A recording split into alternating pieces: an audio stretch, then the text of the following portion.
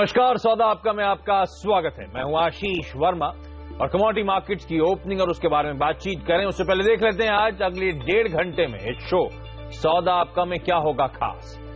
सबसे पहले कमोडिटी बाजार की खुलती कमाई के टिप्स मनीलिशियस कैपिटल के जयप्रकाश गुप्ता और पैराडाइम कमोडिटी एडवाइजर्स के बीरेन वकील देंगे आज की टॉप स्ट्रैटेजी। उसके बाद 10:10 के आसपास जोरदार कमाई का तत्काल ट्रेड आइडिया आपके लिए लेकर आएंगे। राकेश बंसल होंगे आज के गेस्ट, जिनसे जानेंगे निफ्टी की दमदार स्ट्रैटेजी और साथ साथ राकेश के टॉप स्टॉक पिक्स। इसके अलावा ब्रॉडर मार्केट में आज फिर अच्छा एक्शन है, ऐसे में छोटे शेयर जो लगा रहे हैं ऊंची छलांग बताएंगे मेरे सहयोगी वरुण दुबे। वायदा बाजार पे खास तौर पे फोकस करेंगे 10:30 के आसपास। रोज की तरह मितेश ठक्कर जुड़ेंगे अपनी एफएनओ बाजार की स्ट्रैटेजी लेकर। उनके साथ आज हमारे साथ होंगे सुमित जैन साहब, जो ऑप्शंस की बेहतरीन रणनीति लेकर आएंगे और वायदा बाजार की आपकी तमाम क्वेरीज ये दोनों एक्सपर्ट सॉल्व करेंगे। उसके बाद 11 बजे के आसपास मार्केट वेटरन प्रकाश गाबा जुड़ेंगे मेरे साथ, जहां पे आपकी तमाम जो सवाल, तमाम जो क्वेरीज आई हैं उन पे फटाफट सलाह ली जाएगी।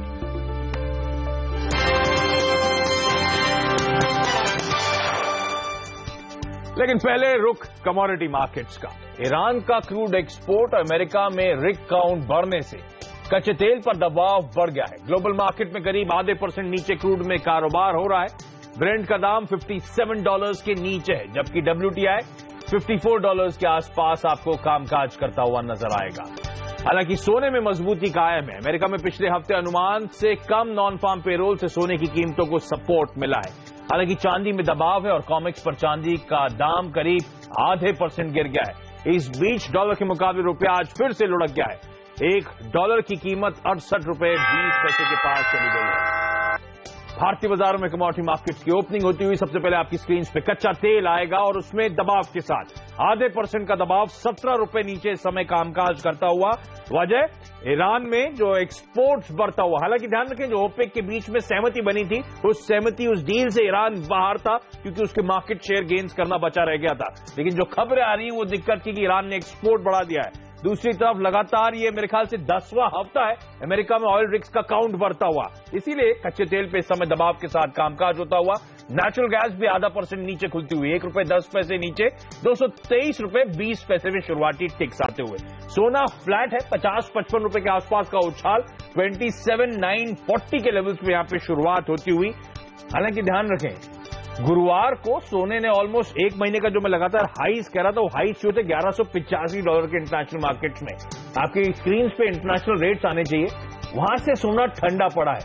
बावजूद इसके ध्यान रखें कि यह शुक्रवार को जो रिपोर्ट आई है, एम्प्लॉयमेंट रिपोर्ट यूएस में, वो कमजोर है। 2.25 लाख जॉब जुड़ने की बात करी गई थी, 1,56,000 जॉब जुड़े, लेकिन उस रिपोर्ट के इंटरनल स्ट्रांग है। वेजेस बढ़ी हैं, वेतन बढ़ा है कर्मचारियों का, इसीलिए वहां पे माना जा रहा है कि वो स्ट्रेंथ नजर आ रही है। सस्टेन्ड लेबर मार्केट में रिकवरी की बात करी जा रही है, जो फिर से इंडिकेशन देता है कि ब्याज बढ़ सकती, ब्याज दरें बढ़ सकती है यूएस में। इसीलिए सोना ऊपरी स्तर से ठंडा पड़ा। $10 के आसपास का शुक्रवार को दबाव था और आज एकदम सपाट इस समय आपकी स्क्रीन पे कामकाज इंटरनेशनल मार्केट्स में। चांदी आपकी स्क्रीन पे आनी चाहिए, वो इंटरनेशनल मार्केट में शुरुआती एशियाई कामकाज में तो फ्लैट है और इंडियन मार्केट्स में भी हमने देखा एकदम फ्लैट ओपनिंग होती हुई। ₹25 का महज उछाल 40,365 के लेवल्स के आसपास शुरुआत होती हुई। बेस मेटल्स आपकी स्क्रीन पर आएंगे। कॉपर 65 पैसे का उछाल ₹384.20 पे शुरुआती कामकाज होता हो तो हल्के हरे निशान के साथ कॉपर में शुरुआत होती हुई। एल्यूमिनियम में 1/4% का उछाल है, 30 पैसे ऊपर 117 के लेवल्स के आसपास कामकाज। लेड में 25 पैसे का उछाल है, ऑलमोस्ट ₹141 पे इस समय कामकाज होता हुआ। निकेल में हम देख रहे हैं 3/4% से ज्यादा की बढ़त, ₹5.5 की मजबूती, 706 के लेवल्स।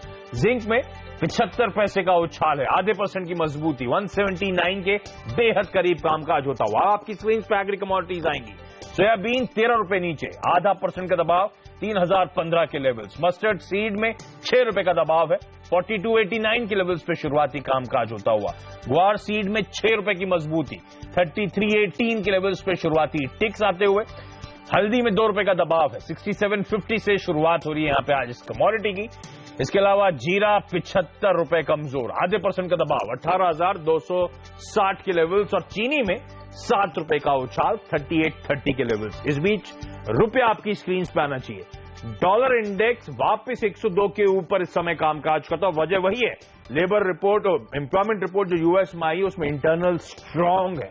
उसके बाद हमने वापस देखा डॉलर इंडेक्स में एक उछाल आता हुआ, और इसीलिए रुपया इस समय आपकी स्क्रीन पे 68.20 के लेवल्स पे कामकाज करता हुआ कमजोरी के साथ रुपए में कामकाज होता हुआ ऑलमोस्ट 1/3% के आसपास का दबाव यहां पे देखने को मिल रहा है।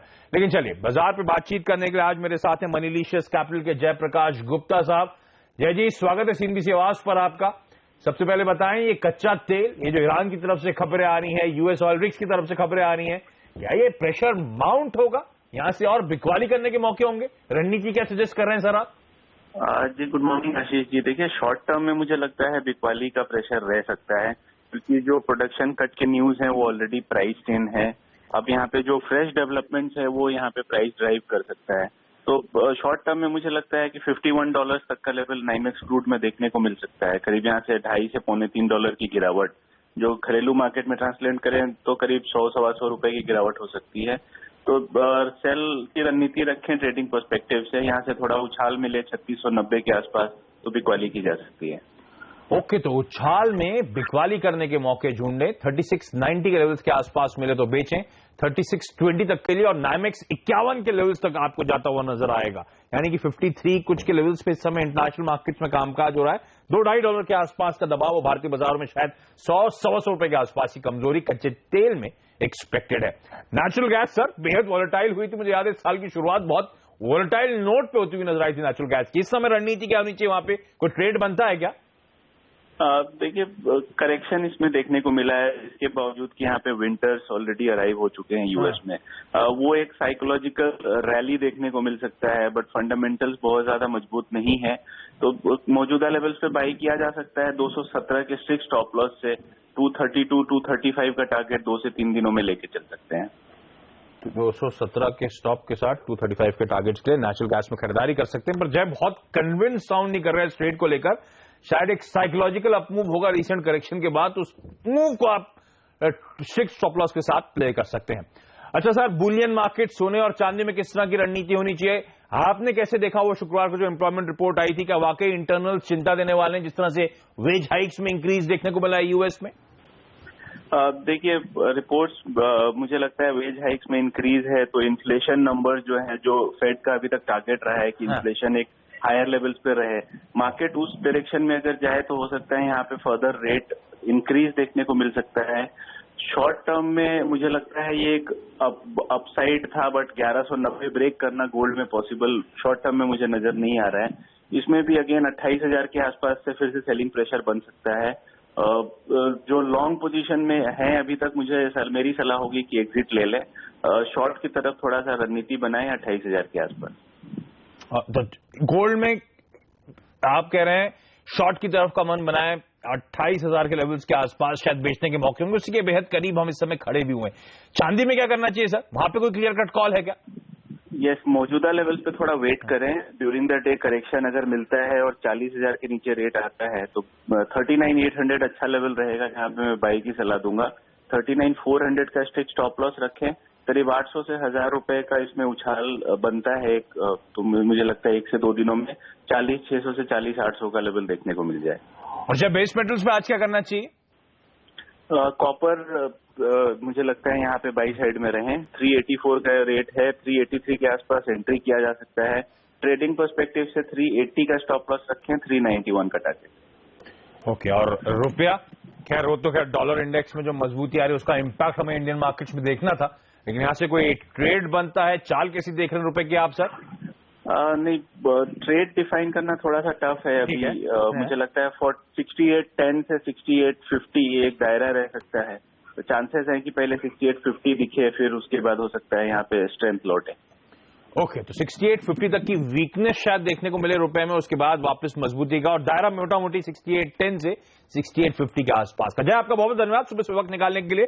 क्विकली वो रैप अप आपकी स्क्रीन पर आएगा। कच्चे तेल में आज जो शुरुआत हुई वो आपकी स्क्रीन पे आनी चाहिए। इंटरनेशनल मार्केट्स में दबाव है क्योंकि ईरान से एक्सेस आउटपुट आता हुआ, एक्सपोर्ट बढ़ते हुए आसान शब्दों में ईरान से, और यूएस जो ऑयल रिग्स हैं वो काउंट लगातार बढ़ रहा है, इसलिए कच्चे तेल पे दबाव के साथ आज शुरुआत होती हुई भारतीय बाजारों में 1/3% की।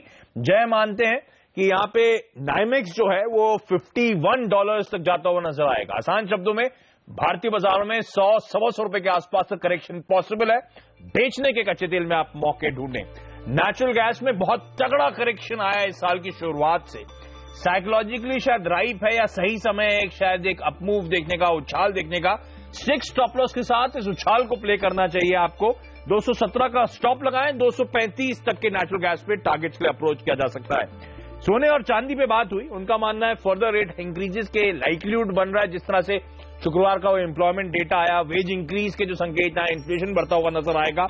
सोने में 28,000 के लेवल्स के आसपास सेलिंग प्रेशर आ सकता है। बिकवाली करने के उन लेवल्स पे आप मौके ढूंढें। चांदी में लेकिन उनका मानना है कोई भी करेक्शन में खरीदारी करने के मौके होंगे 40,000 के नीचे। टू बी प्रिसाइज 39,800 के लेवल्स के आसपास चांदी आए तो खरीदारी करने के मौके ढूंढें। 39,400 के स्टॉप के साथ जय का मानना है 800 से 1,000 रुपए के आसपास का आपको अपसाइड यानी कि उछाल चांदी में उन लेवल से देखने को मिल सकता है। बेस मेटल्स में कॉपर टॉप पिक है, खरीदारी करें 380 के स्टॉप के साथ 391 के टारगेट्स के लिए और रुपया एक दायरे में रहेगा। फिलहाल एक्सपेक्टेड है कि कमजोरी होगी। ये दायरा होगा 6810 से 6850 का। पहले 6850 तक शायद जाए, उसके बाद शायद रुपए में स्ट्रेंथ लौटती हुई नजर आए। चलिए, ये थी आज की कमोडिटी मार्केट की ओपनिंग और वहां पे टॉप स्ट्रैटेजीज। लेकिन यहां पे वक्त तो चला एक छोटे से ब्रेक का। ब्रेक के बाद जोरदार कमाई का तत्काल ट्रेड आइडिया और मार्केट वेटरन राकेश बंसल जुड़ेंगे मेरे साथ। उनसे निफ्टी की स्ट्रैटेजी और साथ साथ कुछ चुनिंदा स्टॉक स्पेसिफिक बढ़िया आइडियाज लेंगे।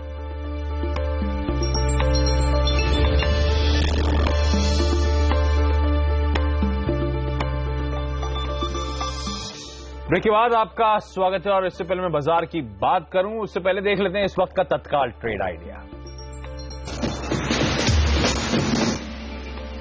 और इस वक्त का तत्काल ट्रेड आइडिया है simibomik.com की सिमी बॉमी की तरफ से। दिवीज लैब्स के फ्यूचर को होल्ड करने की सलाह है 775 से 780 के टारगेट्स के लिए 740 के स्टॉप के साथ।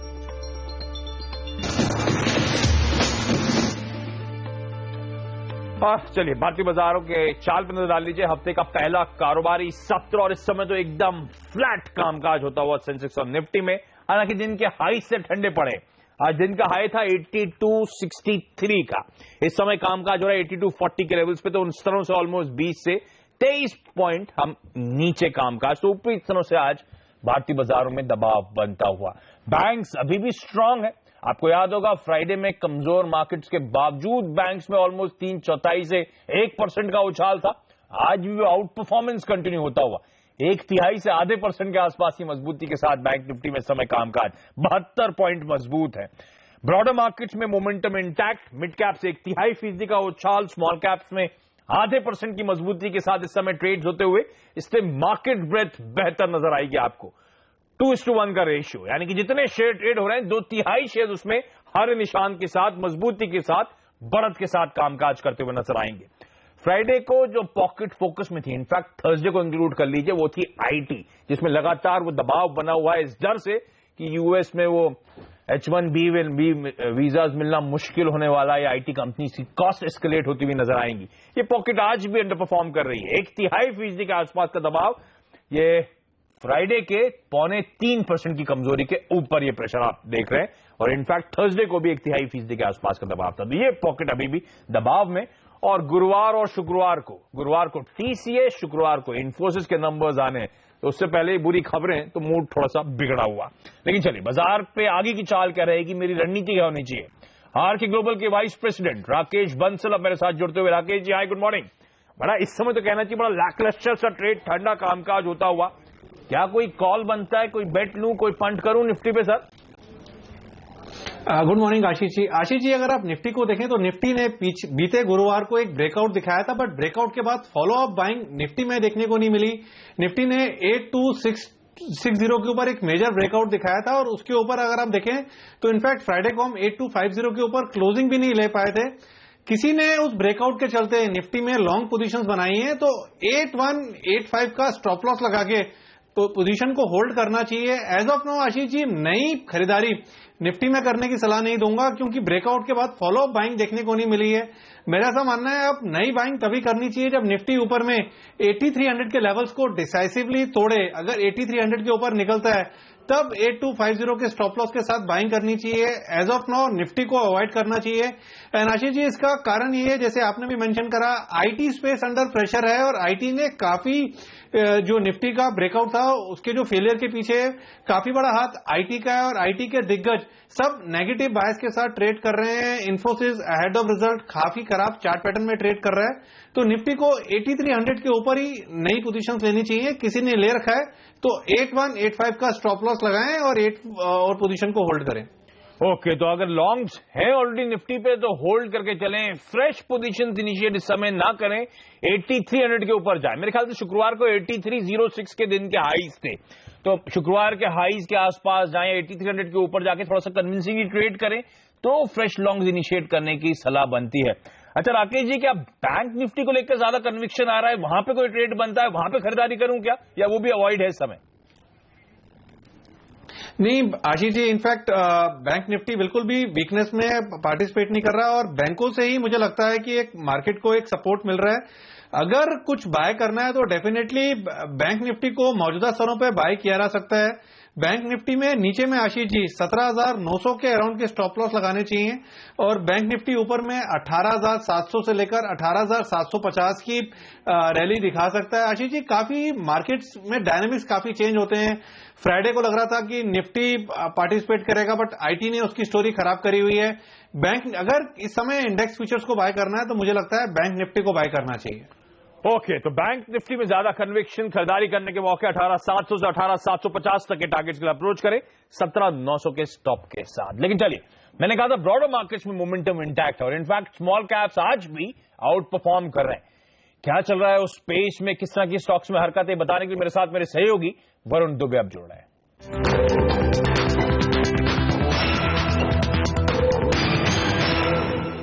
आशीष, पिछले हफ्ते का जो पॉजिटिव मोमेंटम था वो आज भी कंटिन्यू होता हुआ दिखाई दे रहा है। निफ्टी और सेंसेक्स में भले गिरावट है, लेकिन ब्रॉडर मार्केट में अगर आप देखें स्मॉल कैप्स के इंडेक्स में करीब 0.44% के आसपास की तेजी है और डेज के हाई पे अब भी ये ट्रेड कर रहा है। सबसे पहले उन स्टॉक्स पे नजर डालते हैं जिनमें खबरों के चलते एक्शन देखने मिल रहा है। मनक्सिया स्टॉक दरअसल इस कंपनी के नतीजा है, उसके चलते स्टॉक में करीब 17-18% के आसपास की तेजी।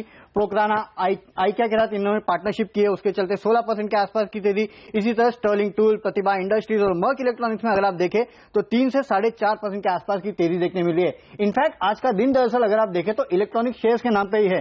साइकॉम, खैतान, एमआईसी इलेक्ट्रॉनिक्स, इन सबको अगर आप देखें तो 1 से 4% के आसपास की तेजी देखने मिल रही है। वहीं सबसे अच्छा एक्शन आज जहां देखने मिल रहा है वो है PSU stocks, MTNL, HTC, dredging Corp, scooters India, अगर सभी स्टॉक्स में अगर आप देखें तो 4 से 5% के आसपास की तेजी आज की ट्रेडिंग सेशन में देखने मिल रही है। वही मेटल्स एंड माइनिंग स्टॉक्स जो है उनमें भी कहीं ना कहीं हरकतें, और छोटे मझोले जो मेटल्स और माइनिंग स्टॉक्स है उनमें सबसे ज्यादा हरकतें अगर आप देखें वीरा स्टील, मोनेट इस्पात, भूषण स्टील, इन सभी में 2 से 3.5-4.5% के आसपास की तेजी देखने मिल रही है। कुछ हद तक एजुकेशन स्टॉक्स भी आज बस कर रहे हैं। Tree house, Aptech, career point 2.5 से 5% के आसपास की तेजी। और केमिकल और फर्टिलाइजर स्टॉक्स लगातार इन स्टॉक्स को अगर आप देखें तो तेजी बरकरार है। आज भी अगर आप देखें तो Goa carbon, India glycol, Mangalore chemical, GNFC, इन सभी स्टॉक्स में 2 से 10% के आसपास की तेजी आज देखने मिल रही है। इसके अलावा जिन स्टॉक्स में हरकत है उसमें ग्रेफाइट इंडिया 13% की तेजी, अंसल हाउसिंग में करीब 6.5% के आसपास की तेजी है। वहीं जय श्री टी और ग्लोबल स्पिरिट में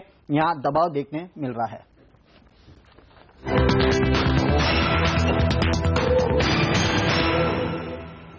चलिए ब्रेक के बाद राकेश के top stock specific trading ideas.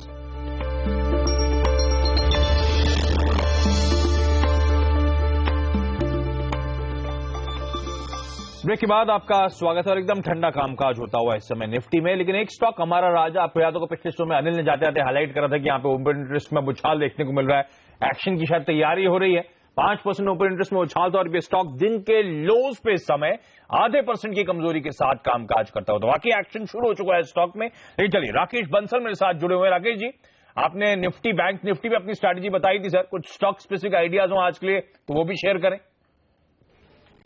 Ashish ji, पहला कॉल रहेगा इन्फोसिस पर। काफी खराब Ashish ji ahead of results इस स्टॉक के चार्ट पैटर्न्स हैं और अक्सर मैंने देखा है कि आशीष जी इन्फोसिस एकमात्र स्टॉक है जहां पर अगर आप ऑप्शंस के थ्रू भी को रणनीति ट्रेडिंग के लिए बनाते हैं एड ऑफ रिजल्ट्स, और अगर आपका ट्रेड जो है ट्रेड का डायरेक्शन ठीक है तो पैसे अच्छे बनते हैं। इन्फोसिस में मुझे लगता है मंदी करके चलना चाहिए, नतीजों से पहले 1015 का स्टॉप लॉस लगाना चाहिए और नीचे में 920 925 के लक्ष्य मुझे लगता है इन्फोसिस में देखने को मिल सकते हैं। दूसरा एक बाय कॉल रहेगा HDFC बैंक पर, जहां पर आज के सत्र में एक positive crossover on momentum indicators देखने को मिला है। 1183 का स्टॉप लॉस लगाना चाहिए, 1230 के लक्ष्य के लिए HDFC बैंक को बाय करने की राय रहेगी। And Ashish ji last buy call रहेगा कैश सेगमेंट से RCF पर, यहां पे काफी स्ट्रॉन्ग प्राइस वॉल्यूम एक्शन है, मौजूदा स्तरों पे बाय करना चाहिए 51 के स्टॉप लॉस के साथ 64 के टारगेट के लिए। एंड आशीष जी अगर ये स्टॉक आज 56 रुपए के ऊपर क्लोजिंग लेता है तब स्टॉप लॉस को 51 से बढ़ा के 54 पे लेके आना चाहिए। ओके, तो निफ्टी अगर आपके पास है तो लॉन्ग्स को होल्ड करें, 8300 के ऊपर कन्विंसिंग ट्रेड करें तो ही खरीदारी फ्रेश बाय करें। बैंक निफ्टी में खरीदारी करने के मौके 17900 के स्टॉप के साथ, और स्टॉक स्पेसिफिक इन्फोसिस बेचें, HDFC बैंक खरीदें और RCF में खरीदारी करने के मौके ढूंढें। लेवल्स आपकी स्क्रीन पर। राकेश जी आपका बहुत बहुत धन्यवाद। और यहां पे एक छोटा सा ब्रेक के बाद वायदा बाजार पे फोकस होगा और दो जाने माने मार्केट एक्सपर्ट मितेश ठक्कर और साथ साथ सुमित जैन जुड़ेंगे हमारे साथ, जो आपकी तमाम क्वेरीज को और अपनी वायदा और बाजार की टॉप रणनीति को आपके साथ शेयर करेंगे।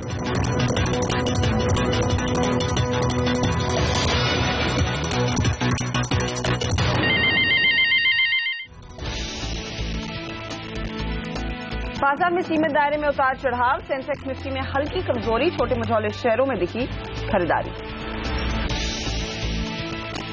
BEML में सरकार बेचेगी 26% हिस्सेदारी, स्ट्रेटेजिक विनिवेश के जरिए प्राइवेटाइजेशन की तैयारी, शेयर 18% उछला। और विंडो फार्मा की नई दवा को US FDA से मिली मंजूरी, शेयर में 2% की मजबूती। पुर्तगाल के फार्मा रेगुलेटर को ग्रैन्यूल्स इंडिया के प्लांट में मिली खामियां, शेयर 12% टूटा। पेट्रोल पंप पर जारी रहेगी कैशलेस पेमेंट की सुविधा, पेट्रोल पंप मालिकों ने कार्ड से पेमेंट नहीं लेने का फैसला 13 जनवरी तक टाला, बैंकों ने 1% कमीशन नहीं लेने के फैसले के बाद किया ऐलान। और IT विभाग का नया फरमान, सभी खातों के लिए पैन कार्ड को बनाया जरूरी, 2.5 लाख से ऊपर जमा करने वालों के बैंकों से मांगी जानकारी। नमस्कार, मैं हूं हर्षिता सावंत और हमारी इस खास पेशकश ट्रेडर्स हॉटलाइन में आप सभी का स्वागत है। आज का ट्रेड देने से पहले एक बार हमें फोन जरूर लगाएं। 1800-209-7890 पर आप हमें करें कॉल, या फिर आप 7045220000 पर व्हाट्सएप भी भेज सकते हैं। अपने सवाल उस नंबर पर जरूर भेजें और हमारे जानकार आपके सवालों का जवाब देंगे। आज हमारा साथ दे रहे हैं टेक्निकल्स पर miteshthakar.com के मितेश ठक्कर, और साथ ही वायदे बाजार की रणनीति हम समझेंगे डेस्टिनी सिक्योरिटीज के सुमित जैन से। आप दोनों का ही स्वागत है। आज का एक्शन आपकी स्क्रीन पर ले आते हैं। देखिए निफ्टी की चाल कैसी है, 8240 के लेवल्स पर इस समय हल्की सी नरमी देखने को मिल रही है। ऐसा महा सेल ऑफ नहीं देखने को मिला, हल्की सी मुनाफा वसूली का शिकार दोनों सेंसेक्स और निफ्टी बनते हुए दिखाई दे रहे हैं। और अगर आप देखें क्या एक्शन बनता हुआ दिखाई दे रहा है यहां पर ऑप्शंस मार्केट में, तो 8000 के पुट में हमने देखा है करीब 3 लाख शेयरों का एडिशन होता हुआ। यहां पर प्रीमियम हल्का सा ऊपर है, 1% ही बढ़ा है। वहीं अगर आप देखेंगे 8200 का पुट भी यहां पर करीब 1.5 लाख शेयरों का एडिशन जरूर देखने को मिला है। यहां पर ऑफकोर्स प्रीमियम 5% से बढ़ता हुआ दिखाई दे रहा है। लेकिन 8400 का कॉल जो बीते हफ्ते एक्टिव था, वहां पर आज भी एक्शन देखने को मिल रहा है, करीब 2.5 लाख शेयरों का एडिशन। प्रीमियम पिछले सेशन से कुछ कम होता हुआ और 8500 के कॉल में भी एक्शन देखने को मिल रहा है। तो ऊपर में बाजार की नजरें 8400 8500 पर बनी हुई हैं, लेकिन शायद 8200 पर और खास 8000 पर एक बेस बनने का काम होता हुआ दिखाई दे रहा है। ऐसे में पहले निफ्टी पर एक कॉल ले लेते हैं। सुमित, मैं आपकी राय लेना चाहूंगी। ऑप्शंस मार्केट में जो एक्टिविटी देखने को मिल रही है 8000 के पुट में, 8200 के पुट में, क्या एक सपोर्ट का काम करेगा? जी गुड मॉर्निंग हर्षदा जी। जो आपने जैसे थोड़ी देर पहले कहा कि हमें एक रेंज एक्सपेंशन देखने का मौका मिला है मार्केट्स में। लास्ट वीक में जो एक्शन 8200 की कॉल में थी और एक मार्केट का काफी सीमित दायरा था 8000 से 8200 का, वो दायरा थोड़ा बढ़ चुका है और अभी फिलहाल जो एक 8400 के ऊपर जो 50 लाख का 8400 के कॉल के ऊपर जो एक 50 लाख का जो ओआई खड़ा है वो एक काफी बड़ा रेजिस्टेंस है। हालांकि डाउनसाइड में भी एक अच्छी राइटिंग देखने को मिली है 8200 के पुट में। तो मेरा ये मानना है कि यहां से निफ्टी में एक हल्का फुल्का तेजी का जो आइडिया है वो लिया जा सकता है। ओके, हल्की तेजी का कॉल जरूर लिया जा सकता है। मितेश, आप भी हल्की तेजी के फेवर में हैं? मेरा भी थोड़ा सा रेंज बाउंड जैसा है। मुझे अभी कोई डिक्लाइनिंग ट्रेंड की स्टार्ट या शुरुआत नहीं लगती मंदी की, परंतु लगता है कि 200 एवरेज के पास जाके थोड़ा सा मार्केट में एक्सॉर्शन और पॉज मोड जैसा एक सिनेरियो बन गया है इंडिकेटर्स पे। तो मोस्ट लाइकली निफ्टी एक दो दिन तक 8220 से लेकर 8280 की रेंज में ट्रेड करेगा, give and take 10 points here and there. But broadly I think stock specific action पर फोकस करेगा।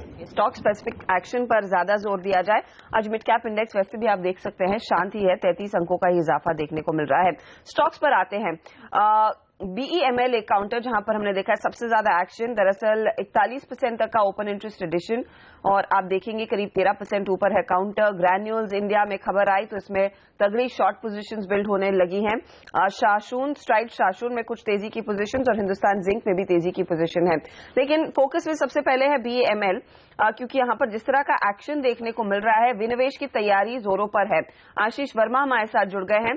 आशीष, बताइए किस तरह के विनिवेश जो तेजी देखने को मिल रही है, क्या इसको कैसे जस्टिफाई करें? देखिए, एक स्ट्रैटेजिक सेल है। आपको याद होगा पहले IPCL को रिलायंस इंडस्ट्रीज ने, उसके बाद BSNL को एक टाटा ग्रुप कंपनी ने, उसके बाद हमने देखा था हिंदुस्तान जिंक को वेदांता ने एक्वायर करा था। उसके बाद जो स्ट्रैटेजिक सेल प्रोग्राम था सरकार का वो लंबे अरसे से ठंडे बस्ते में चला गया था।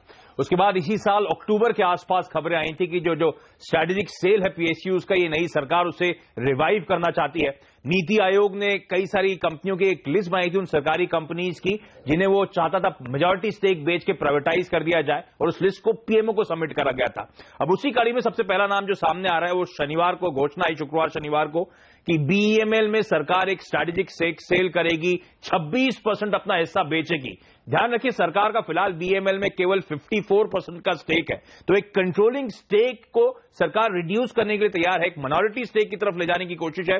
आसान शब्दों में इसका निजीकरण यानी कि इसका प्राइवेटाइजेशन करने की पूरी तैयारी में बैठी है सरकार। और ये जो स्ट्रैटेजिक स्टेक सेल होने वाला है, ये गवर्नमेंट स्ट्रैटेजिक बायर्स को चूज करेगा और उनके बीच में फिर एक बिडिंग होने वाली है। और इसके लिए भी एक जो department of investment of public asset management है, जिसे हम दीपम के नाम से जानते हैं, उसने ऑलरेडी एक मॉडल तैयार कर रखा है स्ट्रैटेजिक स्टेक सेल का। अच्छा, बाजार इसको लेकर खुश क्यों है? क्योंकि जैसे मैंने कहा, कंट्रोलिंग स्टेक सरकार का काम होगा, प्राइवेटाइजेशन की तरफ ये कंपनी मूव कर रही है और खास तौर पे कहा जाता है ऐसी कंपनियों में फिर एफिशिएंसी इंप्रूव होती है, प्रोफेशनलिज्म आता है फाइनेंसिंग फंक्शनिंग में। हमने हिंदुस्तान जिंक के साथ देखा था किस तरह की स्ट्रांग रेटिंग होती हुई नजर आई थी जब वेदांता ने वो स्टेक एक्वायर करा था। और इसीलिए आप देख रहे हैं BEML में आज सुबह से बहुत तगड़ा एक्शन देखने को मिल रहा है। वैसे इस लिस्ट में एक और लिस्टेड कंपनी थी जो पब्लिक इंफॉर्मेशन आई थी जब ये लिस्ट नीति आयोग ने प्रिपेयर करी थी, तो उसमें एक स्कूटर्स इंडिया का भी नाम था। अदरवाइज काफी सारी अनलिस्टेड एंटिटीज थी। स्कूटर्स इंडिया का स्टॉक भी आपकी स्क्रीन पे आना चाहिए, वो भी अच्छी खासी हरकत के साथ इसीलिए कामकाज करता हुआ। शुक्रिया आशीष। लेकिन आज जो पूरी लाइमलाइट है वो भारत अर्थ मूवर्स में ही है और तगड़े यहाँ पर वायदे बाजार में भी एक्टिविटी बनती हुई दिखाई दे रही है। अब समझ लेते हैं सुमित से कि यहाँ पर ट्रेड अब क्या लिया जाए। जिस तरह की तेजी आई है सुमित, क्या अभी भी आप लॉन्ग ऐड करेंगे इसमें? जी ये काफी फिलहाल देखा जाए तो काफी ओवरहीटेड स्टॉक बन चुका है। इसमें करीब करीब एक 47% ओपन इंटरेस्ट में राइज हुआ है इंट्राडे में और एक 13% राइज हुआ है इसके अंदर प्राइस में। तो इतना ये ओवरहीटेड है और इसमें ऑप्शंस में भी कोई ज्यादा लिक्विडिटी नहीं है, तो मैं सजेस्ट करूंगा कि थोड़े कूल ऑफ के लिए रुके निवेशक और उसके बाद ही ट्रेड ले यहाँ पर। ओके, तो कुछ कूल ऑफ करने दें शेयर को, उसके बाद ट्रेड लिया जाए। फिलहाल आप देखेंगे 1129 के लेवल्स, 135 रुपए की बढ़त इसमें आज ही देखने को मिली है इस खबर के बाद। ग्रैन्यूल्स इंडिया, स्ट्राइड शाशून, सारे एक्टिव काउंटर्स है जिस पर आगे मैं राय लूंगी। लेकिन फिलहाल हमारे साथ एक दर्शक लाइन पर जुड़ गए हैं, गुरप्रीत नंगल। गुरप्रीत जी नमस्कार, बताइए क्या ट्रेड है आपके हाथ में? नमस्कार मैडम, मेरे पास SBI का एक लॉट है जनवरी फ्यूचर। और किस प्राइस पर आपने पोजीशन खड़ी की है? 247 पे जी। 240, ये आज ही की ली क्या? नहीं मैडम, परसों की दी है, फ्राइडे की पोजीशन। फिलहाल 45 पैसे का फायदा इनके हाथ में आता हुआ, क्या सलाह होगी मितेश इस पर? कौन सी stock? State Bank of India 247 की पोजीशन है। जी आई थिंक देखिए State Bank of India sideways चल रहा है पिछले कुछ दिनों से और 243, 242 हाफ के आसपास इसका सपोर्ट आ रहा है और 251 के आसपास इसमें सप्लाई जोन है। तो आई थिंक 50-51 के आसपास अगर आता है तो बुक करने और 43 का स्टॉप लॉस लगा लें। अभी कोई डायरेक्शन सेंस नहीं है स्टॉक में, तो मेरे ख्याल से इसी रेंज में चलता रहेगा। तो आप ट्राई करेंगे ऊपर इनकी तरफ प्रॉफिट बुक करके निकल जाए। चलिए 241, 243 आपके लिए स्टॉप लॉस का काम करेगा और 251 आता है यानी कि 251 आता है ना, तो गुरप्रीत जी एग्जिट कर लीजिए उस ट्रेड में, ये आपके लिए सलाह साफ है। मुंबई से अब मोहसिन शेख लाइन पर है। मोहसिन नमस्कार, बताइए। हाँ good morning sir. Good morning. Good morning, बताइए। जी मेरा एक एक्सिस बैंक का मैंने फ्राइडे को लॉट लिया था 462 पे, ठीक है, और आज मैंने 458 पे बेच दिया उसको। तो मुझे ये जानना है कि उसको वापस मैं आज कवर कर लूं या फिर लॉस बुक कर लूं मैडम? क्या सलाह होगी सुमित इस पे? जी ये एक्सिस बैंक में जो है एक 480 की जो कॉल है उसके ऊपर करीब करीब एक 10 लाख शेयर का ओपन इंटरेस्ट है जो एक रेजिस्टेंस लेवल है। तो मैं इन्हें सजेस्ट करूंगा कि ये अपना जो ट्रेड है ये ऑप्शंस में शिफ्ट कर लें और एक 460 का जो कॉल है ऑप्शंस का जो 12.5 से 13 रुपए के बीच में ले सकते हैं, उसके लिए स्टॉप लॉस रखें 9.5 रुपए का और इन्हें एग्जिट का मौका मिलेगा 16 से 17 रुपए के बीच में। चलिए तो ये फिलहाल आपके लिए सलाह है, उस पर आप गौर करें। अगला कॉल ले लेते हैं निशांत का, ये भी मुंबई के रहने वाले हैं। बताइए निशांत। मैक्लार्ड रसेल का एक लॉट लिया है जनवरी फ्यूचर का, ठीक है, 143 की रेट आज ही लिया है, आज ही पोजीशन खड़ी की है। कितना टाइम देंगे? सीरीज के अंत तक तो रुकेंगे ना सर? सीरीज के अंत तक, ठीक है। ये चाय कंपनियों में वैसे हमने देखा था पिछले हफ्ते भी काफी एक्शन देखने को मिला था। मितेश अब क्या स्थिति रहेगी, क्या सलाह है आपकी? ये स्टॉक काफी करेक्ट हो चुका है और पिछले अगर मैं 5 महीनों की बात करूं तो स्टॉक 225 के लेवल के पास आके से गिर के 135 के आसपास इसने काफी अच्छा बेस बिल्डिंग किया है। तो चांसेस है कि रिवर्सल यहां से आ सकता है। तो पहले तो ये कि आप 138 के नीचे का स्टॉप लॉस लगा लें। 147 क्रॉस करता है तो आई थिंक इसमें एक अपमूव चालू होने की संभावना बन जाएगी और उसका जो पहला टारगेट होगा करीबन 160 के आसपास का होगा और चांसेस है कि उसके ऊपर भी शायद जा पाए। तो आप 138 के नीचे का स्टॉप लॉस लगा के इसको होल्ड करें और वेट करें कि ये 147 के ऊपर चलता है, वहां पे अगर ब्रेकआउट देता है वॉल्यूम के साथ तो आप डेवलप भी कर सकते हैं अपनी पोजीशन को, स्टॉप लॉस ऊपर ट्रेड कर लें और मिनिमम टारगेट 160 का देखें। चलिए मैक्लॉयड में 138 स्टॉप लॉस रखिएगा, 147 के पार निकलता है तो आप पोजीशन बढ़ा सकते हैं क्योंकि फिर 160 के ऊपर जाने के यहाँ पर मामले खुल जाते हैं, तो वैसी मजबूत स्थिति दिख रही है। हैदराबाद का रुख करते हैं, कुमार साहब हमारे साथ लाइन पर है। बताइए कुमार। हाँ good morning sir. Good morning sir, मेरे पास दिवीज लैब का है 840 का 2 लॉट एट 5.85 एंड 820 का कॉल, एवरेज प्राइस में 3 लॉट 7.15। 840 का कॉल 5.85 और 820 का कॉल 7 रुपए 15 पैसे। 7 रुपए। और सेफ साइड में मैंने आज सुबह एक प्लॉट निकाल दिया, एक 820 का 13.15 में और 840 का 9 रुपीज में, बट बाकी रेस्ट क्या करूं? चलिए फिलहाल इस ट्रेड में इनके हाथ कुछ ट्रैक्शन दिख रहा था। आज डीवीज में हमने देखा निचले लेवल से कुछ रिकवरी आती हुई दिखाई जरूर दी है। काफी टूटा था ये काउंटर, लेकिन अब इसकी चाल थोड़ी सी पॉजिटिव होने की तरफ बढ़ रही है। इस पर सुमित आपकी क्या सलाह होगी? जी सबसे पहले तो इन्होंने एक बड़ी अच्छा काम किया कि जो लूजिंग पोजीशन थी उसको लाइटन अप हो गए, वहां से ज्यादा अपना लॉस जो था वो मिनिमाइज कर लिया इन्होंने, that's a very good thing. और सेकेंडली ये जो काउंटर है फिलहाल इसके अंदर इतना बड़ा न्यूज फ्लो है कि इसकी वोलेटिलिटी बहुत बढ़ी हुई है और मैं सजेस्ट करूंगा कि ये जो कॉल्स हैं इनको होल्ड करें। अगर ये 2-4 दिन में इन्हें मूव नहीं निकलती तो यहां से एग्जिट कर जाएं, क्योंकि जो इतना far out of the money ये ऑप्शन हो चुका है कि इसमें टाइम डी के आते हुए समय नहीं लगेगा और बहुत जल्द ये ऑप्शन 0 की तरफ स्लिप हो जाएंगे। ओके, तो थोड़ा सा आपको सतर्क रहना है, लेकिन आप टाइम दीजिए और अगर अभी भी अटकता हुआ दिखाई दे काउंटर तब आप फिर एग्जिट कर सकते हैं। हम लेंगे इसी के साथ एक छोटा सा ब्रेक, लेकिन हमारे जानकार आपको बताएंगे आज कौन सी ट्रेड में पैसे लगाकर आपके हाथ में फायदा रहेगा, ऑप्शन स्ट्रैटेजी और साथ ही स्टॉक पिक्स। ब्रेक के बाद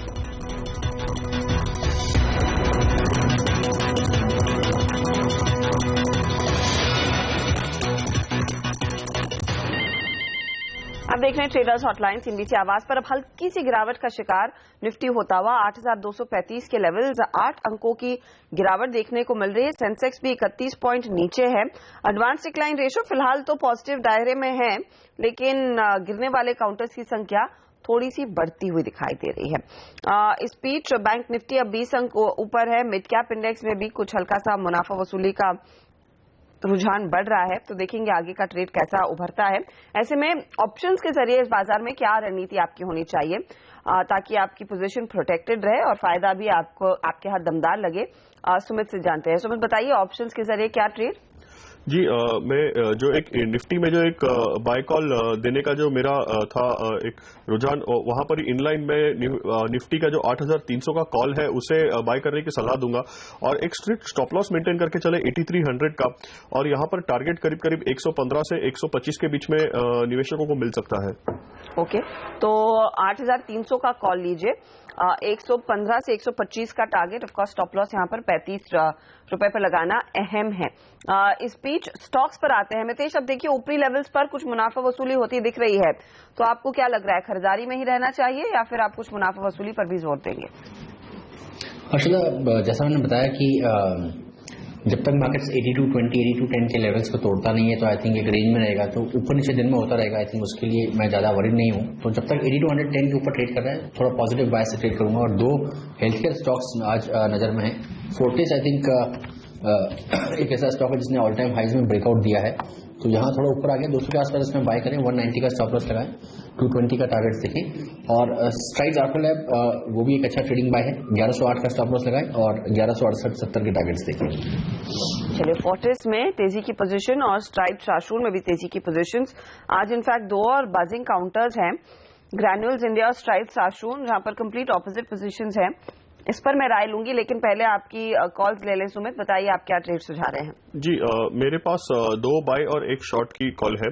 मेरा पहला बाय है पीएफसी जनवरी फ्यूचर्स में, जहां पर ये ट्रेड के लिए मेरा टारगेट होगा 138 और मैं स्टॉप लॉस लगाना चाहूंगा 126 हाफ के नीचे। मेरा दूसरा बाय कॉल है सन टीवी पर। सन टीवी बाय कर सकते हैं 555 रुपीज के टारगेट के लिए और ट्रेड के लिए स्टॉप लॉस रखना चाहूंगा 527 के नीचे। और मेरा तीसरा है सेल कॉल जो माइंट्री के ऊपर है। ध्यान में रहे कि ये फ्राइडे को इन्फोसिस के रिजल्ट्स हैं और जो इन्फोसिस में एक जो स्टॉक के अंदर जो नेगेटिविटी बनती हुई नजर आ रही है, तो एंटायर आई थिंक जो आईटी सेक्टर होगा वो अंडर परफॉर्मर होगा। और यहां पर मैं माइंट्री को बेचना चाहूंगा 502 रुपए के स्टॉप लॉस से और मेरा टारगेट रहेगा 470 इस ट्रेड के लिए। ओके, तो माइंट्री बेचिए, लेकिन दूसरी पोजीशंस आप तेजी की जरूर बनाइएगा। ये सुमित की राय। वो दोनों स्टॉक्स आपकी स्क्रीन पर आ रहे हैं। पीएफसी में तेजी की पोजीशन 138 का टारगेट और साथ ही साथ सन टीवी में भी तेजी की पोजीशंस। इससे पहले मैं अगला कॉल लूं, ये जो फार्मा कंपनियों में एक्टिविटी है, एक तो स्ट्राइड शाशून, सुमित बताइए यहाँ पर क्या पोजीशनिंग होनी चाहिए, क्योंकि ओपन इंटरेस्ट हल्का सा बढ़ा है करीब 5% तक का और हल्की खरीदारी होना शुरू हो रही है। क्या तेजी करके और फायदा मिलेगा इस स्टॉक में? जी हाँ, बिल्कुल। यहाँ पर स्ट्राइड शासन में एक जो तेजी की जा सकती है 1160 या 1180 के कॉल पे तेजी की जा सकती है। एक 1180 का जो कॉल है वो 15 रुपए के आसपास चल रहा है यहाँ पर, और उसमें काफी अच्छा एक बाइंग नजर आ रही है। तो यहाँ पर ये कॉल लिया जा सकता है 11.5 के नीचे स्टॉप लॉस रखा जा सकता है और 22 तक का टारगेट ये रखा जा सकता है इस ट्रेड के लिए। चलिए, मितेश भी कह रहे हैं यहाँ पर एक्टिव तेजी की पोजीशन लीजिए। मितेश, क्या आपने ग्रैन्यूल्स इंडिया की मूव्स देखी हैं आज? क्योंकि यहाँ पर हमने देखा है ऊपरी लेवल्स पर भारी भरकम शॉर्ट पोजीशंस एक्टिव होना शुरू हो गई हैं। इधर शॉर्ट की पोजीशन अगर कोई इस समय लेता है तो फायदा कमाएंगे। आई थिंक मुझे लगता है कि काफी अच्छे चांसेस है शॉर्ट करके पैसा कमाने के स्टॉक में। 105 के ऊपर का स्टॉप लॉस रखते हैं और 90 तक के टारगेट्स, 90 तक के टारगेट्स आने वाले कुछ दिनों में स्टॉक दिखा सकता है। 90 तक जाने की पूरी संभावना, तो ग्रैन्यूल्स इंडिया में इस शॉर्ट की पोजीशन खड़ी की जा सकती है। इस बीच जयराम सिन्हा ने फोन लगाया है जबलपुर से। पूछे जयराम। मैडम, मैंने ओएनजीसी का 205 का स्ट्राइक प्राइस से 5 रुपए 5 पैसे पे कॉल लिया था। ठीक है, तो अभी तो वो फिलहाल नीचे चल रहा है, 270 पे चल रहा है, तो अभी इसको रखें एक्सपायरी तक के इसमें निकल जाए। ओएनजीसी की ये पोजीशन है, इस पर आपकी क्या सलाह होगी? सो मैं देखिए 200 पर आ चुका है ये स्टॉक का इस समय। जी आज जो एक देखने में आ रहा है, एक 200 की जो स्ट्राइक है कॉल की, उसके ऊपर करीब करीब एक 8.5 लाख शेयर का ओपन इंटरेस्ट खड़ा है और करीब करीब 1,12,000 का एडिशन दिखाई पड़ रहा है। मेरे ख्याल से ये एक काफी स्ट्रांग रेजिस्टेंस है और ये यहाँ पर कॉल एग्जिट कर ले तो इन्हें बेहतर होगा। ओके, तो आप ये कॉल से एग्जिट की पोजीशन ले ले सर, तो वो बेस्ट पोजीशन रहेगी आपके लिए, क्योंकि हल्का वीकनेस शुरू हो चुकी है इस स्टॉक में। अब वक्त हो रहा है एक और छोटे से ब्रेक का। आगे बाजार पर हमारी नजरें बनी रहेंगी और कुछ और सवालों के जवाब लेकर आएंगे।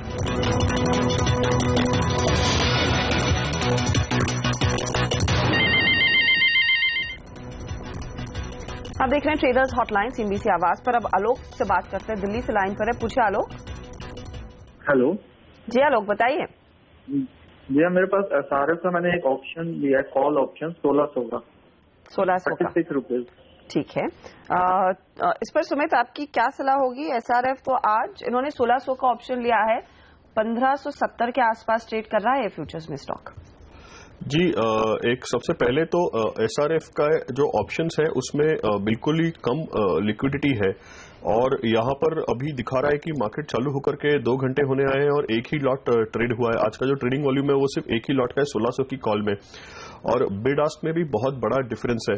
तो मैं इन्हें सजेस्ट करूंगा कि इमीडिएटली एग्जिट कर लें। अगर इन्हें लग रहा है कि एसआरएफ को लॉन्ग करना चाहिए तो फ्यूचर्स में लॉन्ग करें और एक वैलिड स्टॉप लॉस से एंट्री करें, और मेरे ख्याल से 1605 1610 के बीच में इन्हें एग्जिट करने का मौका भी मिल सकता है, बट ये ऑप्शन को जल्द से जल्द एग्जिट हो जाए। जल्द से जल्द हो सके तो आप आलोक एग्जिट कीजिए और थोड़ी सी लिक्विडिटी भी देख लीजिए अगली बारी जब आप ट्रेड लेते हैं कि ज्यादा एक्शन हो तभी पोजीशन लेनी चाहिए। अब वैभव देशपांडे से बात करते, बताइए वैभव। हाँ मैडम, गुड मॉर्निंग। मैंने हिंदुस्तान जिंक परचेज किया था इंट्राडे के लिए 274 के लिए, 50 शेयर्स है मेरे पास। 50 शेयर इन्होंने आज लिए हैं इंट्राडे की पोजीशन। आज वैसे आपने 274 पर पोजीशन खड़ी की। हिंदुस्तान जिंक में एक्टिविटी तो अच्छी खासी देखने को मिल रही थी। इनफैक्ट लास्ट जब हमने चेक किया था 270 के आसपास है, पीक पर लिया एकदम डेज हाई पर। बताइए क्या स्टॉप लॉस इनको रखना चाहिए मितेश? आई थिंक स्टॉक वैसे ओवरऑल ट्रेंड अच्छा दिखा रहा है, परंतु आज मार्केट अगर क्वाइट है तो थोड़ा सा पुल बैक दे सकता है। अगर आप स्टॉप लॉस रखना चाहते हैं तो करीबन 268.5 के आसपास करके, यानी कि यहाँ से और 1.5 रुपये नीचे का, और ऊपर में अगर आपको 275 276 मिलता है तो निकल जाए। I think market actually pause mode में रखता है, तो आपको शायद लार्ज कैप स्टॉक्स में इतना एक्शन नहीं देखने को मिलेगा, मिड कैप में जरूर ब्रेकआउट देखने को मिल रहा है। आज देखिए आपने वैभव स्टॉक तो अच्छा चुना है, लेकिन बाजार थोड़ा सा सुस्त हो गया है, हल्की गिरावट शुरू हो रही है, इसीलिए एक स्टॉप लॉस ध्यान में रखें। 268 रुपए 50 पैसे पर आता ना तो एग्जिट कर लीजिएगा, या फिर आप देखिए क्या आप रणनीति। वैसे 275 इसका टारगेट है, संभावना कम है कि आज इसको अचीव करे अनलेस मार्केट में एक ट्रेंड रिवर्स हो, तेजी की पोजीशंस आए, तो इन लेवल्स का आप ध्यान जरूर रखें। बहुत बहुत शुक्रिया मितेश और सुमित, आप दोनों का ही हमारे लिए समय निकालकर अपनी राय देने के लिए इन सभी सवालों पर, और साथ ही अपनी पिक्स के लिए भी। बाजार हल्की सुस्ती में है, 9 पॉइंट की गिरावट निफ्टी दिखा रहा है, 37 अंक नीचे सेंसेक्स है, मिड कैप और बैंक निफ्टी दोनों ही 25 पॉइंट ऊपर है, तो यहाँ पर हल्का सा ट्रेंड पॉजिटिव बना हुआ है। हम लेंगे इसी के साथ एक छोटा सा ब्रेक, लेकिन ब्रेक के बाद आशीष शर्मा लेकर आएंगे आपके कुछ और शेयरों पर फटाफट सलाह प्रकाश काबा के साथ।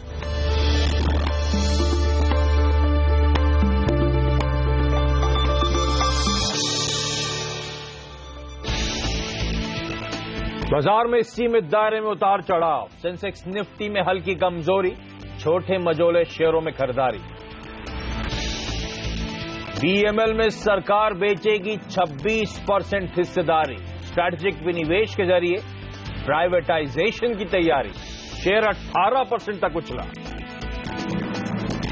और विंडो फार्मा की नई दवा को यूएस एफडीए से मिली मंजूरी, शेयर 2% मजबूत।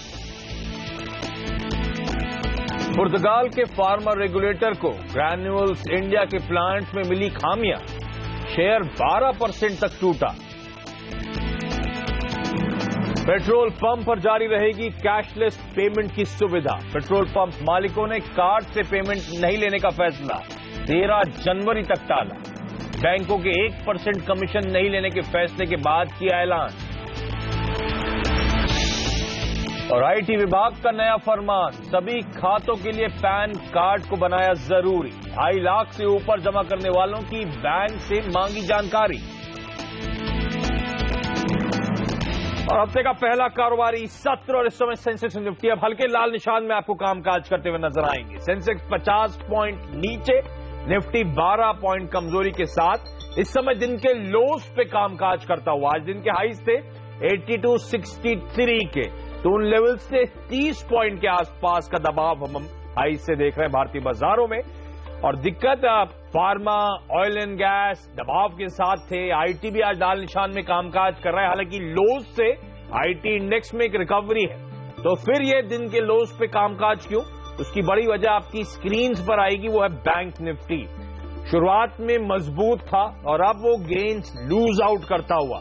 तो आज आईटी लोअर लेवल से खरीदारी दिखा रहा है और बैंक ऊपरी स्तरों से दबाव दिखाते हुए। इसी का बिल्कुल विपरीत ट्रेड हमने शुक्रवार को प्ले आउट होते हुए देखा था, जब आईटी में कमजोरी गहराती हुई नजर आई थी और बैंक सपोर्ट करने की कोशिश कर रहे थे। ब्रॉडर मार्केट्स में भी मोमेंटम खत्म होता हुआ। मिड कैप्स एक समय अच्छे खासे उछाल के साथ, स्मॉल कैप्स में अच्छी मजबूती थी।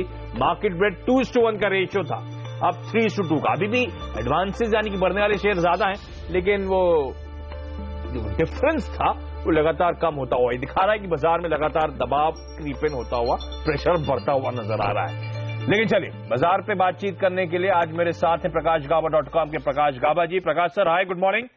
ये ऊपरी स्तरों से दबाव बनता हुआ, हालांकि वो ग्लोबल क्यूज देख के लग रहा था, वो डॉलर इंडेक्स जिस तरह से मजबूती दिखा रहा था, लेकिन ये प्रेशर का यहां से बढ़ने वाला है। कोई निफ्टी में क्लियर कट ट्रेड बनता है क्या सर? निफ्टी में शायद थोड़ा एक लो लेवल्स देखने को मिल सकते हैं। 8200 एक स्ट्रॉन्ग सपोर्ट जोन से, अगर वो ब्रेक हो जाता है तो फिर 8175 ये एक जोन है। थोड़ा स्लगिशनेस है। फ्राइडे के कारोबार में थोड़ा हमने सेलिंग देखा, वो आज थोड़ा कंटिन्यू हुआ है, लेकिन जो बेसिक ट्रेंड है स्टिल अप है। कह सकते हैं कि 8175 स्ट्रॉन्ग सपोर्ट जोन से कवर करने की जगह बहुत अच्छी है अगर वहां जाता है तो। ओके, तो ये आपकी स्क्रीन पे वो रणनीति जो प्रकाश सर कह रहे हैं वो आती हुई। और इनफैक्ट इस शो में थोड़ी देर बाद आपको याद होगा जीडीपी आंकड़े आए थे शुक्रवार को, एडवांस एस्टिमेट्स बाजार बंद होने के बाद शाम 5:30 बजे। 7.1% का एस्टिमेट है साल के लिए। 7.6% ग्रोथ हमने बीते साल दिखाई थी और डीमोनेटाइजेशन, नोटबंदी का इंपैक्ट उसमें फैक्टर्ड इन नहीं है, तो शायद आंकड़े इससे कमजोर होंगे। इसी पे डिटेल में चर्चा होगी, चीफ स्टैटिस्टिकल ऑफिसर जुड़ेंगे आपसे कुछ देर बाद इसी शो के दौरान। लेकिन चलिए आप शुरुआत करते हैं स्टॉक्स फटाफट की, यानी कि आपकी जो तमाम क्वेरीज आई हैं उसको मैं प्रकाश सर से सुलझाऊंगा।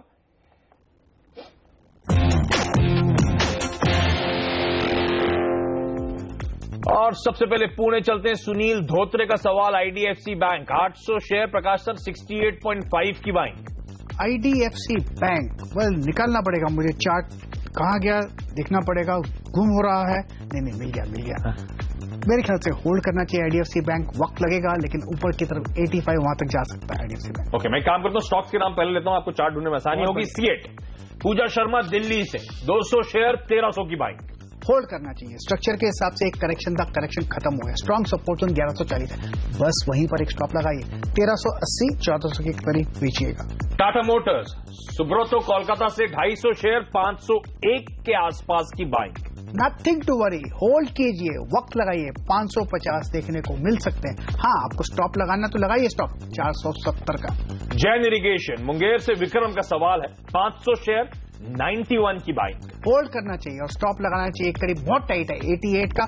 100-105 के आसपास ट्रेडिंग प्रॉफिट बुक कर सकते हैं। चेन्नई से श्रीचरण का सवाल, पीएफसी 250 शेयर 135 की बाइंग। 135 की बाइंग है, होल्ड करना चाहिए, काफी हायर लेवल पे लिया हुआ है, लेकिन मुझे लगता है स्ट्रक्चर पॉजिटिव है। सपोर्ट स्टॉप है 120 का लगाइए, 150-145 के आसपास प्रॉफिट बुक कर सकते हैं।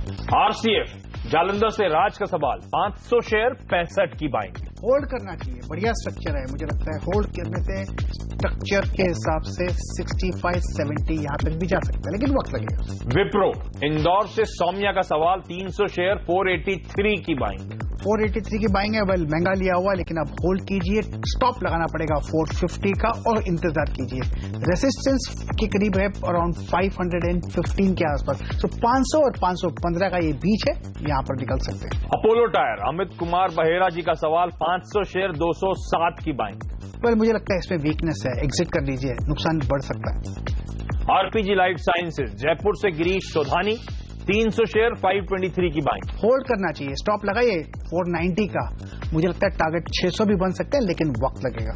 वेस्ट कोस्ट पेपर गुड़गांव से निधि का सवाल है, 100 शेयर 130 की बाइंग। होल्ड करना चाहिए, स्टॉप लगाइए 130 का। बेचिए कहां पर? 150 West Coast Paper. Just dial Muzaffarpur से अमरेंद्र का सवाल है, 200 शेयर 401 की बाइंग। नुकसान बुक कर लीजिए। आई थिंक स्ट्रक्चर वीक है, थोड़ा भी एडवांटेज मिलता है तो निकल जाइए जस्ट डायल से। गेल नांदेड़ से मारुति भुजांगे जी का सवाल है, 50 शेयर 448 की बाइंग। वेल, मुझे लगता है कि अभी एक थोड़ी वीकनेस आ सकती है गेल में, लेकिन बेसिक स्ट्रक्चर पॉजिटिव है। प्योरली ट्रेडिंग के लिए वीकनेस है, लेकिन मेरे ख्याल से 450 जा सकता है। मर्क मुरादाबाद से दौलत राम जी का सवाल है, 65 शेयर 888 की बाइंग। कौन सा दुकान बताया आपने? मर्क मुझे लगता है वेल आई थिंक मिस कर लेते हैं मर्क को। ठीक है, मैं आपके सवाल बाद में सर लूंगा और इसे सॉल्व करने की कोशिश होगी। चलिए बताएं। इनकी बाइंग है 888 की। होल्ड करना चाहिए, 950 का स्टॉप लगाइए।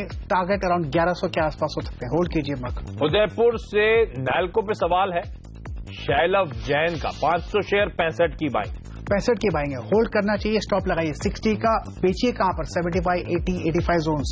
पीएनबी जयपुर से सौरभ का सवाल, 100 शेयर 129 की बाइंग। होल्ड कीजिए और सबसे पहले स्टॉप लगाइए 111 का। कहां बेचिए? 140 के आसपास। एस्टर इंडस्ट्रीज ESTER अहमदाबाद से अंश का सवाल है, 30,000 शेयर 52 की बाइंग। होल्ड करना चाहिए, 40 का स्टॉप लगाइए। 60, 65, 70 ये जोन है, इसी जोन में बेचिएगा। थोड़ा जैसे ऊपर जाता है थोड़ा बेचते रहिएगा। बैंक ऑफ बड़ौदा कोटा से इंद्रजीत का सवाल, 200 शेयर 165 की बाइंग। होल्ड कीजिए, स्टॉप लगाइए 146 का। 170 के आसपास मौका मिलेगा निकलने का। बलरामपुर चीनी मुंबई से अर्जुन का सवाल, 300 शेयर 125 की बाइंग। होल्ड कीजिए, स्टॉप लगाइए 126 का। टारगेट 150 के आसपास। एक्साइड इंडस्ट्रीज बीकानेर से रोहन का सवाल, 200 शेयर 195 की बाइंग। होल्ड कीजिए, वहीं पर एक मौका मिलेगा निकलने का, 195, 200 के आसपास। अगला सवाल आ रहा है गुरविंदर सिंह का बिनानी इंडस्ट्रीज पे, फिरोजपुर से है, 200 शेयर 85 की बाइंग।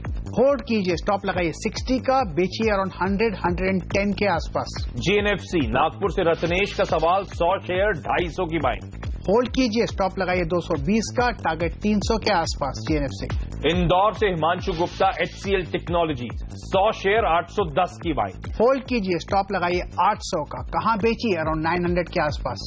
SRS लिमिटेड पटना से भीगुनाथ सिंह जी का सवाल, 1000 शेयर 11.5 रुपए की buying. SRS limited. SRS limited well, structure तो वीक है। एग्जिट। ओके, चलिए 1 मिनट का समय बचा रहेगा, कुछ और सवाल ले लेते हैं जल्दी जल्दी। दिल्ली से राजेश साहू का सवाल है, टाइम टेक्नोप्लास्ट 420 शेयर 102 रुपए 30 पैसे की बाइंग हुई है, तो 10-10.5 रुपए का नुकसान हो रहा है। Nothing to worry, basic structure positive है। होल्ड करना चाहिए, 85 का स्टॉप लगाइए। बेचिएगा कहां पर? 100 और 110 के आसपास। बर्जर पेंट्स गोरखपुर से अतुल सिंह का सवाल है, 400 शेयर 220 की बाइंग, 3.5 रुपए पर शेयर का गेन। होल्ड कीजिए, मुझे लगता है इसका टारगेट है अपमूव में करीब 250 के आसपास। जब भी चला जाए वहां पर बेच सकते हैं, पुनः पकड़ ले जा सकते हैं। JSW स्टील लखनऊ से दीपक का सवाल, 100 शेयर 1392 की बाइंग है। JSW स्टील, ये मेरे ख्याल से इस पे 1 for 10 का वो स्प्लिट या बोनस आया था, तो मेरे ख्याल तो एडजस्ट करें। चार्ट पे कैसा है? चार्ट पे मुझे लगता है अपमूव है, स्ट्रक्चर पॉजिटिव है। अपमूव करीब 200 के करीब जा सकता है, लेकिन वक्त लगेगा। होल्ड कीजिए। ओके, चलिए समय भी पूरा हो चुका है, ये तमाम सवाल सॉल्व हो चुके हैं, जितने भी मेरे ख्याल से आज आए थे सॉल्व हो चुके हैं। लेकिन आपकी स्क्रीन पे WhatsApp query, Facebook ID, toll free number लगातार चलते रहेंगे। आप हमसे वहां पे कनेक्ट करें। प्रकाश सर मेरे साथ बने हुए हैं, उनसे बातचीत कंटिन्यू करेंगे, आपकी क्वेरीज सॉल्व करते रहेंगे। लेकिन फोकस में आज है फार्मास्यूटिकल पैक, और उसमें भी ग्रैन्यूल्स इंडिया। हेडलाइन में मैंने बताया था इस स्टॉक की आज जोरदार पिटाई हो रही है। आपकी स्क्रीन पर 11 रुपए नीचे 10% का दबाव है। क्या वजह है इस पिटाई की? इस पर बातचीत करने के लिए मेरी सहयोगी सोनम मेहता जुड़ती हुई। सोनम, हाय। ये ग्रैन्यूल्स इंडिया एक कोई छोटे रेगुलेटर की तरफ से कुछ गाज गिरी थी, प्लांट पे लगा था, इतना इंपैक्ट नहीं होगा, पर स्टॉक तो स्लाइड हो रहा है, क्या पूरी डिटेल्स है? जी हाँ, खबर यह है कि पोर्चुगीज के रेगुलेटर इंफामेड ने कंपनी के गगिलापुर फैसिलिटी जो तेलंगाना में है, इस फैसिलिटी का इंस्पेक्शन किया था, जांच की थी और इस जांच में 11 दिक्कतें पाई गई है। इस फैसिलिटी बहुत ही इंपॉर्टेंट है। ये तेलंगाना फैसिलिटी लगभग ओवरऑल रेवेन्यूज का 50% कंट्रीब्यूट करता है, लेकिन जो पोर्चुगीज मार्केट है उसमें सालाना बिक्री सिर्फ 1 करोड़ रुपए की होती है। लेकिन बाजार इसलिए भी घबराया हुआ है क्योंकि लगातार ये दूसरी फैसिलिटी है जिस पर दबाव बना है, क्योंकि हाल ही में यूएस एफडीए ने कंपनी के विसाख फैसिलिटी की अभी इंस्पेक्शन किया था और तब वहां पर भी 7 दिक्कतें पाई गई थी। मैनेजमेंट का जरूर ये कहना है कि डेटा इंटीग्रिटी इश्यूज नहीं है, बहुत जल्द वो दिक्कतें दूर करेंगे और जनवरी 17 तक अपनी रिपोर्ट भी सौंप देंगे। और उनका मानना है कि पोर्चुगीज रेगुलेटर फिर से फरवरी में री इंस्पेक्शन के लिए आ जाएंगे। फिलहाल इस तेलंगाना प्लांट से उन्होंने यूरोप मार्केट को सप्लाई करना या फिर उस मार्केट के लिए मैन्युफैक्चर करना बंद कर दिया है। लेकिन अगर कुछ भी नेगेटिव होता है तो मैनेजमेंट का कहना है कि यहाँ पर कंपनी के कुल आय को 28 करोड़ का दबाव बन सकता है। लेकिन कंपनी कॉन्फिडेंट है कि ये जो ऑब्जर्वेशंस है वो इंपोर्ट अलर्ट में तब्दील नहीं होंगे। लेकिन मैनेजमेंट की इस स्टेटमेंट के बाद भी बाजार खुश नहीं और इसलिए शेयर पिट रहा है। ओके, तो ग्रैन्यूल्स इंडिया प्रेशर में ये स्टॉक ऑब्जर्वेशंस आते हुए पोर्चुगीज रेगुलेटर की तरफ से, और आजकल जो ऑब्जर्वेशंस आते हैं उसके बाद आप देखते हैं क्योंकि इम्पैक्ट है यूएस एफडीए का, इम्पैक्ट है वो फार्मा पे गाज गिरने का, तो किसी भी रेगुलेटर की तरफ से आए स्टॉक का रिएक्शन 10-11 रुपए इस समय कमजोरी के साथ कामकाज होता है। सर, तगड़ा प्रेशर देखने को मिल रहा है। जी हाँ, क्या करना चाहिए स्टॉक में? यहां से और डाउन साइड्स खुलते हैं? स्ट्रेंथ तो नजर नहीं आ रही, रेसिस्टेंस 120 के करीब है, तो जब तक नीचे जाता है जाने दीजिए। मुझे लगता है कि 185 भी जा सकता है, वीकनेस तो है। तो अगर गलती से मेरे पोर्टफोलियो में था तो निकल ही जाऊं, बेहतर यही है। मेरे पास होता तो मैं निकल जाता। तो ठीक है, मेरे लिए भी याद होने के लिए स्ट्रेंथ होना जरूरी है, जब स्ट्रेंथ नजर नहीं आती तो निकल जाना चाहिए। चलो, तो फिर आपके पास अगर ग्रैन्यूल्स है गलती से और किस्मत खराब है, रेगुलेटर की काज जो गिरी है, बेहतर है अभी भी एग्जिट करें। यहां से भी शायद डाउन साइड, यहां से भी दबाव स्टॉक दिखा सकता है। छोटा सा ब्रेक, सवाल जवाब का सिलसिला कंटिन्यू करेंगे। वो नंबर्स आपकी स्क्रीन पर आने, कॉल करें।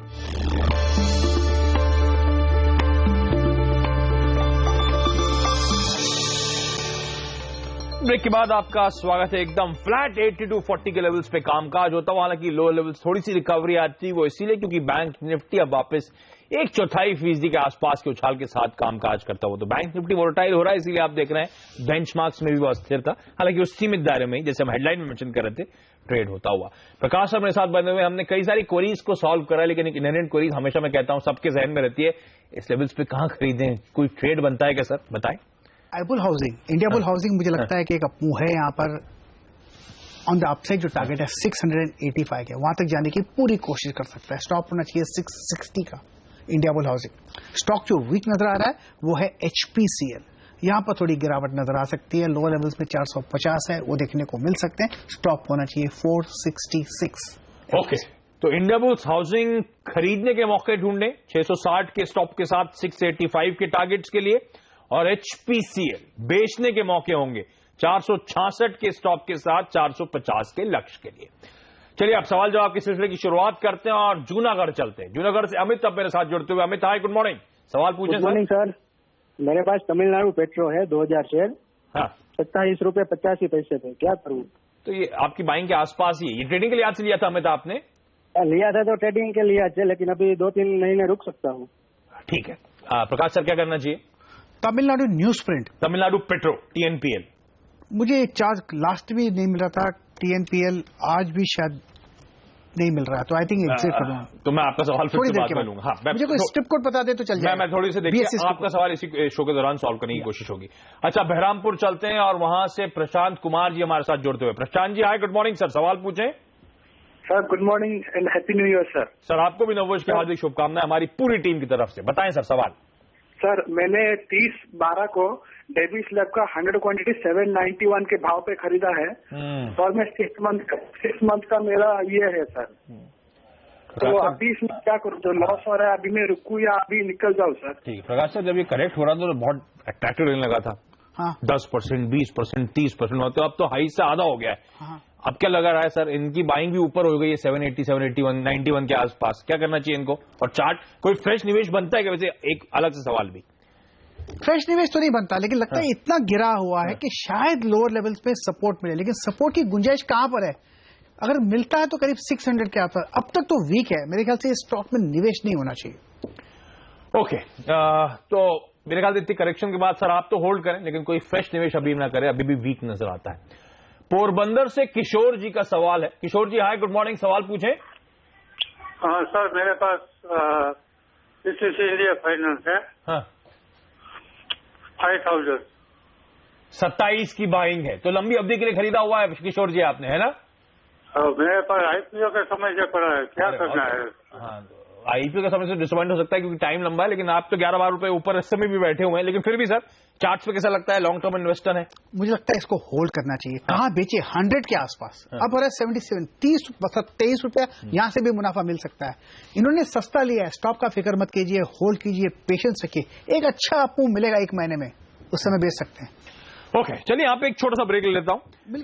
तमिलनाडु पेट्रो पे अभी भी हम दोनों ब्रेक में वो आपका चार्ट ढूंढने की कोशिश करेंगे, और अमित जी लौट कर मिल गया? एब्सोल्युटली। ओह, फिर बताए, उनकी बाइंग है 27 रुपए 85 पैसे की। मेरे ख्याल से इनको होल्ड करना चाहिए। जो बेस बना हुआ है, स्ट्रक्चर अच्छा लग रहा है मुझे, और बहुत बढ़िया सपोर्ट 20 में है तमिलनाडु पेट्रो का। मुझे लगता है इसका बेचेगा कहां पर? मुझे लगता है 35 और 40 का ये लेवल है, वहां तक जाने की पूरी कोशिश करेगा। कभी कभी डिप्स भी मिलेगा, लेकिन घबराइएगा मत, स्ट्रॉन्ग सपोर्ट जोन 20 में है, होल्ड कीजिए, पेशेंस रखिए। रमेश जी, चार्ट देर से मिली, लेकिन चार्ट अच्छी है, 35 से 40 रुपए तक का अपसाइड नजर आता है, तो यहां से तो तगड़े गेन्स के लिए आप तैयार हो जाइए, होल्ड करें। कमजोरी भी आती है तो भी डरे ना, ये स्टॉक इवेंचुअली ऊपर के अच्छे लेवल्स आपको दिखाएगा। फिलहाल छोटा सा ब्रेक के बाद सवाल जवाब का सिलसिला कंटिन्यू करेंगे, और चीफ स्टैटिस्टिकल ऑफिसर साहब से बातचीत करने की भी कोशिश होगी। वो टीज आपकी स्क्रीन पे चल रहा है।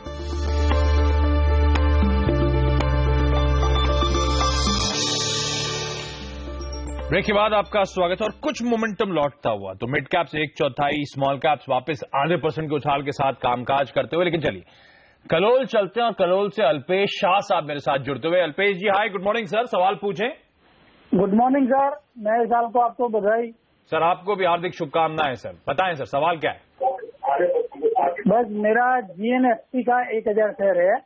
अच्छा। और IRB इंफ्रा का 1000 शेयर है, और लॉन्ग टर्म के लिए है।